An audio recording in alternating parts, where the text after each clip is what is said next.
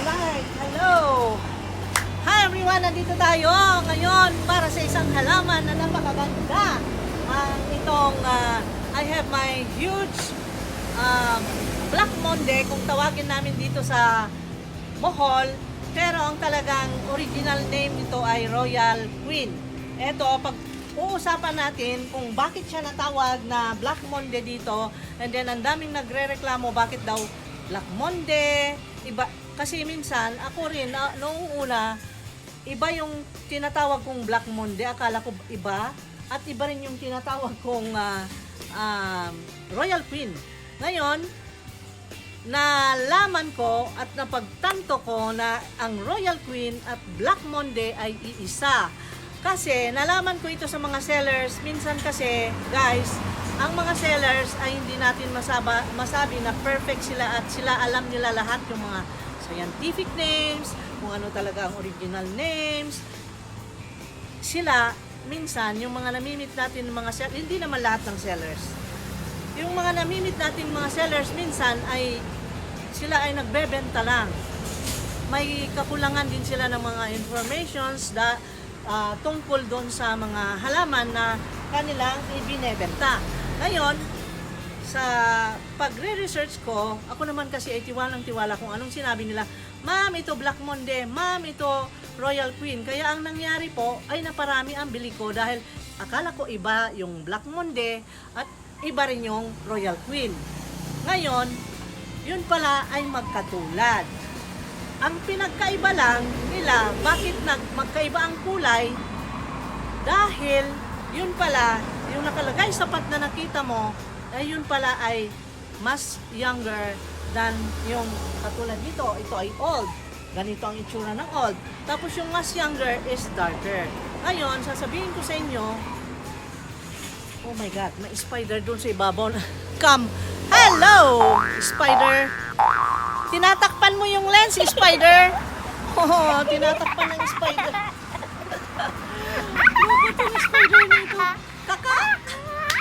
Okay, anyway guys, pagpatuloy ko sana huwag siyang pumunta sa lens para hindi masira itong video na ito. Okay, pati spider guys, nakikisali, nakikiblog na rin. Okay, ngayon, ito ngayon ang Black Monday na papakita ko sa inyo. Ito po ay 9 years old daw. Dahil yun ang sabi ng seller, ito ay 9 years old Black Monday. Look at it, napakataas, di ba? At ang daming leaves. Leaves niya ay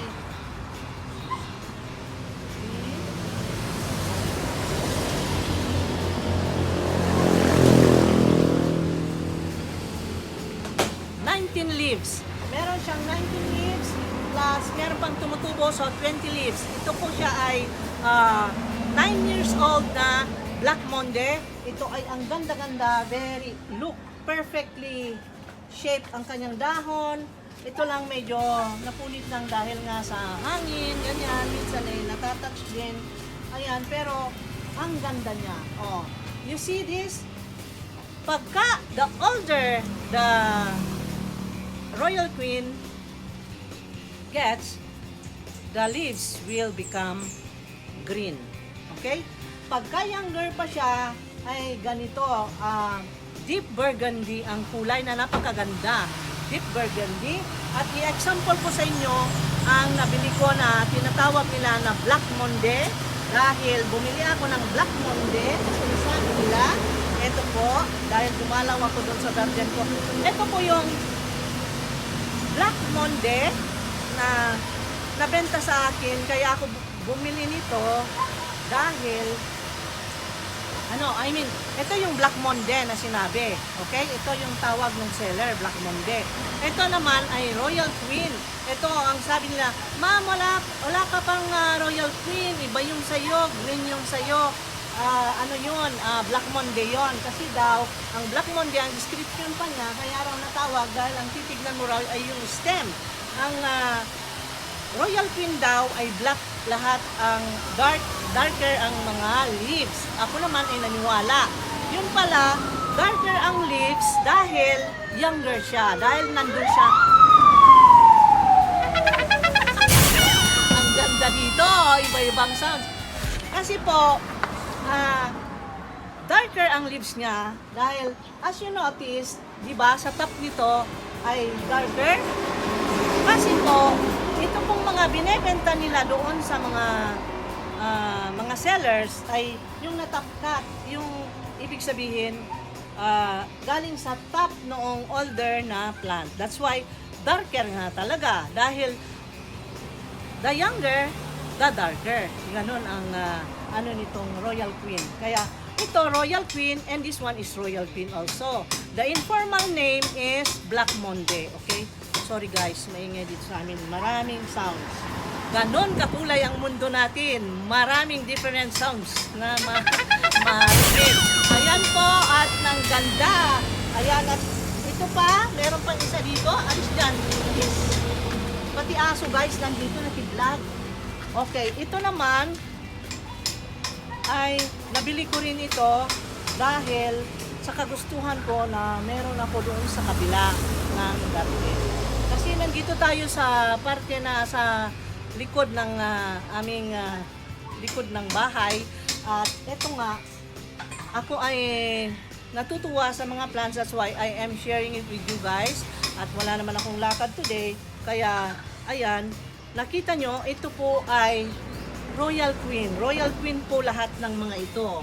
Gagawa tayo ng thumbnail at ito, oh my god, ayan.